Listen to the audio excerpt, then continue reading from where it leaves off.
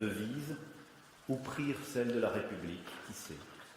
Liberté, égalité, fraternité. Dans l'ombre que leur tendait leur fausse légende noire, la franc-maçonnerie formait cette République à couvert qu'évoquent les historiens. À couvert, sous des toits les protégeant de la curiosité inquisitrice des autorités, puisque l'installation du Grand Orient rue Cadet date justement de cette période. Oui, République à couvert, car dans les banquets et les comices, dans les cercles de pensée et dans les mots d'avocats ou de journalistes palpitait cet idéal, attendant son heure. Vint la chute de l'Empire. Vint le gouvernement provisoire de Léon Gambetta, le décret Crémieux, qui accorda enfin la citoyenneté aux Français juifs d'Algérie et permit leur émancipation républicaine. Je pourrais citer tant de noms du Grand Orient ou de la Grande Loge, mais nul besoin d'énumérer ici les pères fondateurs de notre République. Tous n'étaient pas maçons, mais tous en défendaient les valeurs. La franc-maçonnerie n'a pas fait à elle seule la République, mais la République sans elle ne se serait pas faite. La franc-maçonnerie fut l'atelier de la République, là où se poursuivait l'œuvre commencée dans le Temple. La franc-maçonnerie donna à la République ses premières forces vives, et à l'heure où le Parti républicain n'avait qu'une prise incertaine sur le pays, que la monarchie menaçait de revenir, les francs-maçons furent dans nos villages, dans nos petites patries, ces commis voyageurs de la République dont parlait Gambetta. Ils furent ces humbles militants pénétrés de l'idéal des Lumières, défendant la République face aux forces monarchistes comme face aux tenants de l'insurrection.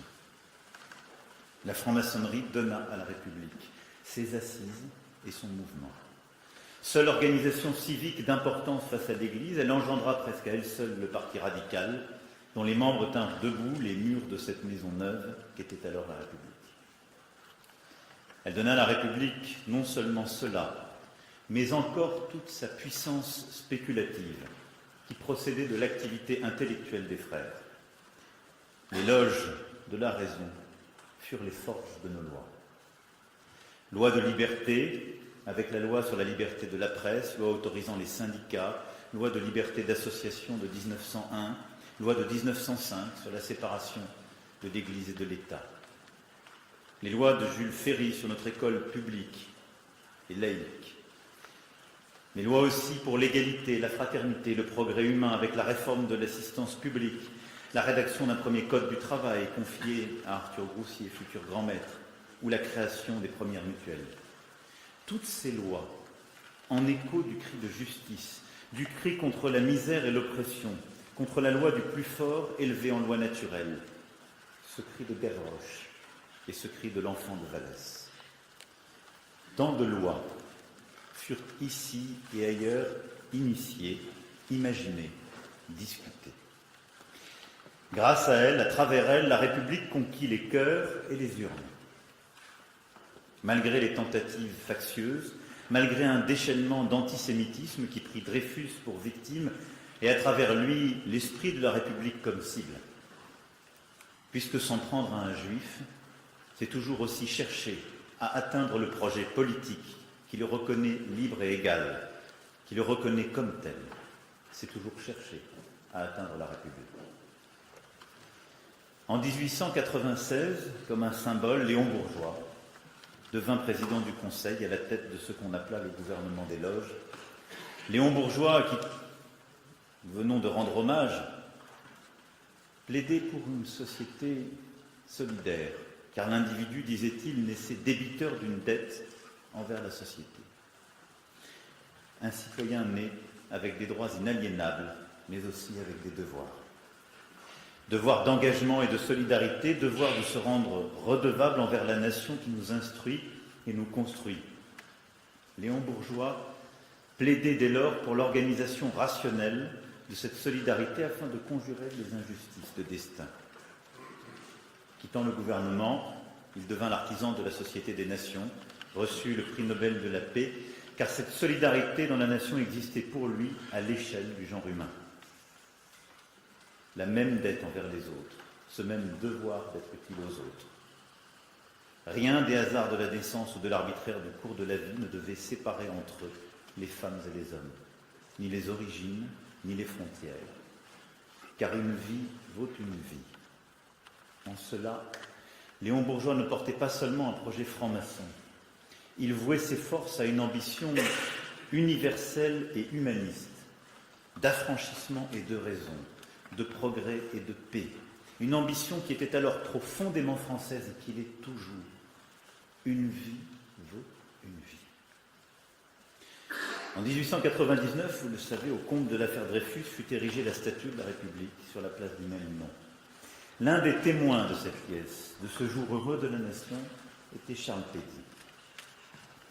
Et décrivant la foule se massant sur les boulevards, il énumère dans le détail les guildes et les confréries, les syndicats d'ouvriers ou d'horlogers qui la composent. Et il note alors, je le cite, comme c'est beau, un nom qui désigne les hommes, les groupes, sans contestation, sans hésitation, par le travail quotidien.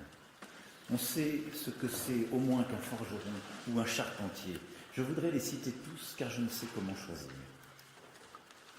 Eh bien, dès ce triomphe de la République, il faut citer, avec les forgerons et les charpentiers, les maçons.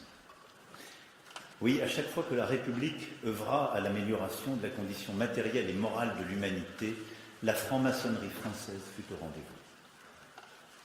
Les ennemis de la République ne s'y trompèrent pas. Le régime de Vichy bannit la franc-maçonnerie et spolia ses biens. Un film de propagande fut tourné, reproduisant le temple cornu. 500 francs-maçons furent assassinés en raison de leur appartenance, et tant d'autres moururent pour défendre la patrie des Lumières. Je pense à Jean Zay, ministre de l'Éducation nationale et des Beaux-Arts. Il fut dans notre histoire l'un de ceux qui bâtit une école de l'émancipation et de la liberté. Il bâtit cette école comme un rempart aux forces de la haine dont il fut lui-même le martyr. Il bâtit une école dont tous nous sommes les héritiers et dont nous devons tous être les gardiens. Après la guerre, la franc-maçonnerie poursuivit son œuvre, dans le silence et la pénombre, ou par tradition, par souvenir des persécutions aussi, elle se maintient. Et la cause des femmes doit beaucoup à leur œuvre. Je pense au combat mené pour l'interruption volontaire de grossesse, un combat où lutta de haute lutte Pierre Simon, de la Grande Loge de France. Je pense aussi au rôle éminent qu'y joua le sénateur Henri Caillavet, rapporteur de la loi de Simone Veil, comme son action fut déterminante en faveur d'autres causes, toujours au nom d'une société où les choix éclairés des individus sont permis et reconnus. Le combat pour la cause des femmes contient tous les enjeux qui nous réunissent aujourd'hui. L'obscurantisme à cet égard n'a pas disparu. Il revient, il renaît.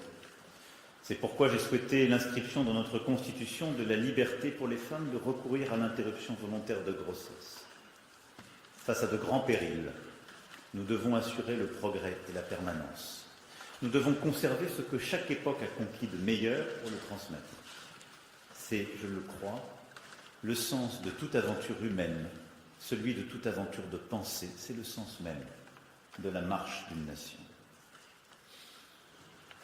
Et à travers ces combats, à la lumière d'aujourd'hui, ayant cherché de manière trop rapide à dire votre contribution à l'édification et la consolidation de la République et la vie de notre nation, permettez-moi de conclure mon propos par l'évocation de 3 défis plus particuliers. Le premier concerne le rôle des francs-maçons. Aujourd'hui, où les francs-maçons n'ont jamais, semble-t-il, été aussi nombreux, certains déplorent la faiblesse de leur influence, leur perte de pouvoir. La presse, si prompte à les compter, en a oublié ses inventaires marronniers. La chasse aux frères invisibles, suspect de tous les maux, éclose, c'est tant mieux. Tant j'ai dit ce que ce compagnonnage avait eu de fructueux et surtout de contingent tenant aux conditions mêmes de la naissance de la République en France. Mais à l'ère du soupçon ne doit pas succéder l'ère de l'effacement. Il faut conserver le lien vivant entre République et franc-maçonnerie. Comme doit demeurer le lien entre République et religion, car la loi de 1905 est loi de séparation et pas d'effacement. Elle est loi de liberté et pas de contestation. Et ce dialogue ne doit pas simplement concerner la République, mais toute la société. Et je sais combien d'entre vous sont engagés à cet égard et ne m'ont pas attendu. Mais jamais une société discrète ne doit donner le sentiment d'être une société muette.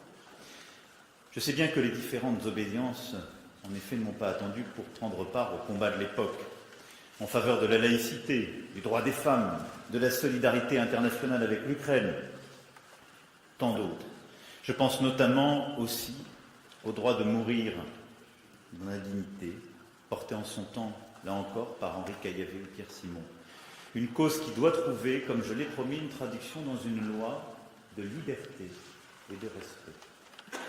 Et je vous remercie pour la contribution que vous avez produite, rendue en lien avec le gouvernement, qui va nous permettre de faire cheminer dans les prochains mois ce texte.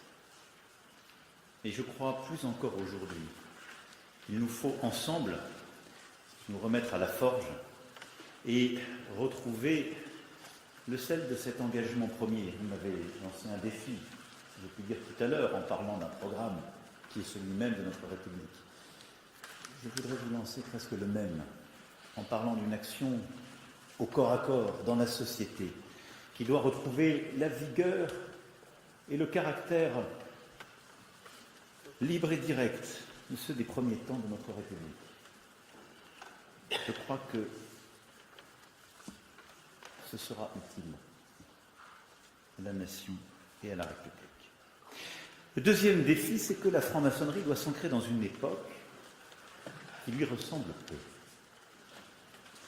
Rien n'est plus étranger au goût contemporain que la quête de connaissance de soi et de l'autre, de l'émancipation et de l'affranchissement, de la sérénité et de la concorde qui prévalent dans nos temples. L'air du temps déteste ce temps suspendu de la parole et de la tenue.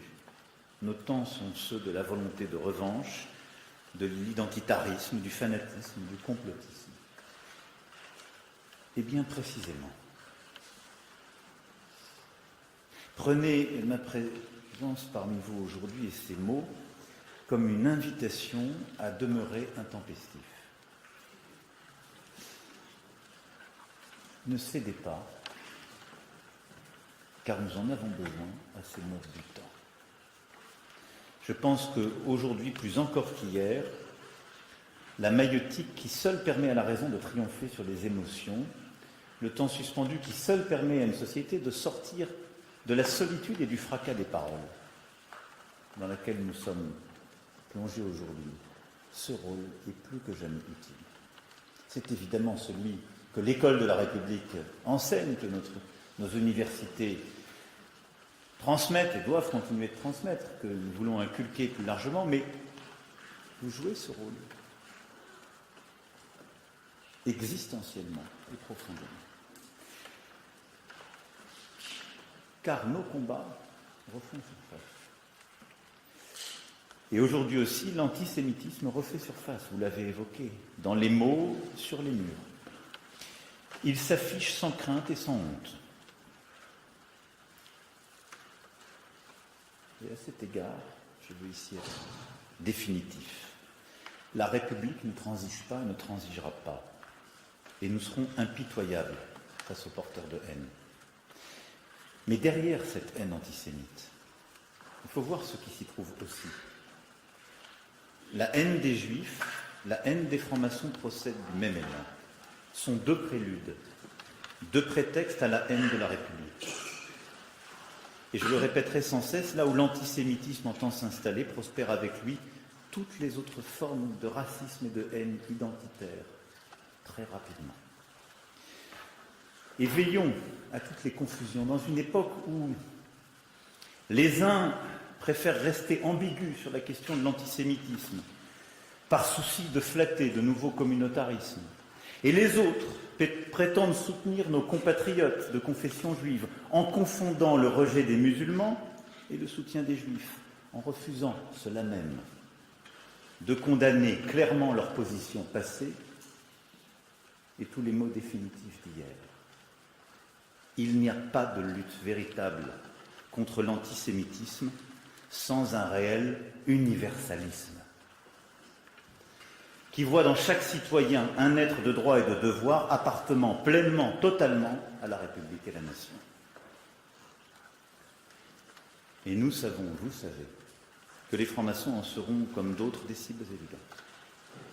Dans cette époque en proie à la déraison, votre parole de raison a une place essentielle. Alors que les séparatismes et les fanatismes tentent de fissurer la nation, visant au chaos, au mépris parfois de leurs engagements passés ici même, il nous faut à nouveau pouvoir compter sur des soldats de l'idéal, prompts à rassembler ce qui est épave. Il nous faut restaurer l'autorité, la civilité, l'harmonie. Et ce n'est pas un combat que la République peut mener seule. Ce combat pour l'unité est à reconquérir et à reprendre chaque jour. Par la démonstration en parole et en acte, par cette capacité à renouer le fil de la parole, à sortir des différences, des assignations à résidence, dans lesquelles une époque qui n'est soumise qu'aux émotions et à la solitude, immanquablement enfermera les uns et les autres. La réponse, vous le voyez, n'est dans aucun communautarisme. Elle est dans cet universalisme qui suppose cette maïeutique. Le troisième défi, enfin, est que la grande idée de la franc-maçonnerie, celle de l'homme et du progrès, court un grand péril. Nous avons vécu en imaginant que la sombre prophétie de Michel Foucault sur la modernité, cette idée de l'homme qui s'effacerait comme à la limite de la mer, s'efface un visage de sable, que cette idée est excessive. En sommes-nous toujours si sûrs? Aujourd'hui, le risque existe de l'asservissement de l'homme par l'écran, de l'esprit humain par ses répliques artificielles, des peuples libres par de nouvelles forces totalitaires, des opinions éclairées par de puissants mouvements de haine, de notre civilisation industrielle par ses propres excès. Il existe une crise profonde et structurelle, une crise de l'esprit et de l'espoir humaniste face aux grandes bascules technologiques, géopolitiques et climatiques.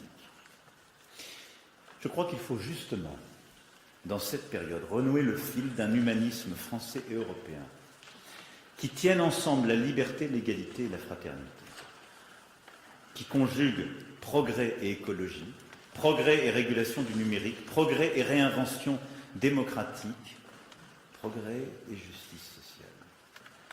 Un projet dont vous façonnez la forme dans vos cercles depuis 250 ans. Celui qui fait l'homme libre, en déliant les chaînes qui tiennent sa raison, les chaînes de l'assignation identitaire, les chaînes des intérêts sociaux, les chaînes des malheurs privés et de la pauvreté, les chaînes des dogmes et des asservissements politiques, les chaînes des fatalités et des événements. Ce sont ces chaînes qu'il faut briser. Et d'autres liens se nouer au sein de l'école, de la nation, d'une société apportant le progrès réel et l'élévation sociale, d'un monde fondé sur les règles et le droit, qu'il faut au contraire faire vivre. Mesdames et messieurs, aussi longtemps que la franc-maçonnerie sera au travail, la République sera en éveil. J'ai tâché ici de redire vos mérites, votre histoire et votre haute contribution à la France et à notre République, mais aussi de dire quelques-uns de nos défis communs, qui supposent de reprendre la bataille des idées et de défendre avec force, audace, les méthodes et les principes qui sont les vôtres. Conservons ce lien séculaire, sans embarras et sans excès, dans le plein respect de nos valeurs respectives, sans les confondre, mais en joignant leurs forces. Si je puis me permettre, j'ai dit. Vive la République et vive la France.